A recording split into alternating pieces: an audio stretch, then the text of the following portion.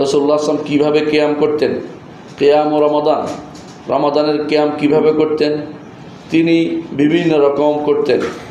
কিয়াম রমজানের বিভিন্ন রকমের কিয়াম করেছেন, অর্থাৎ প্রথম রাত্রিতে কখনো পড়েছেন, মাঝ রাত্রিতে কখনো পড়েছেন, শেষ রাত্রিতে কখনো পড়েছেন, এটাও হাদিস দ্বারা সাব্যস্ত।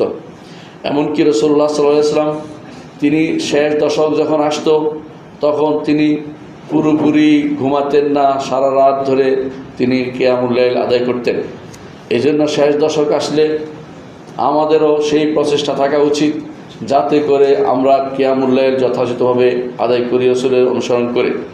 তবে রাসূলুল্লাহ সাল্লাল্লাহু আলাইহি ওয়াসাল্লাম কখনো রমাদান ছাড়া কখনো তিনি সারা রাত দাঁড়াতেন না।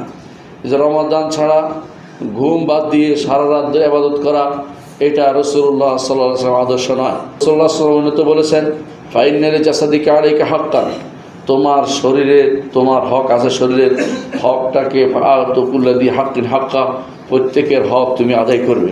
সুতরাং অন্য সময় তিনি সেটা করতেন না, কিন্তু মৌসুম যেহেতু ইবাদতের মৌসুম, সওয়াব কামানোর মৌসুম এবং হাজার রাত্রি পাওয়ার মৌসুম, শেষ দশক, সুতরাং রাসূলুল্লাহ সাল্লাল্লাহু আলাইহি ওয়াসাল্লাম এই সময়ে তিনি নিজে দাঁড়াতেন এবং সাহাবায়ে কেরামকে দাঁড় করাতেন, পরিবারকে দাঁড় করাতেন এবং সবাইকে উৎসাহ দিতেন। এটা রাসূলুল্লাহ সাল্লাল্লাহু আলাইহি ওয়াসাল্লাম আদর্শ ছিল।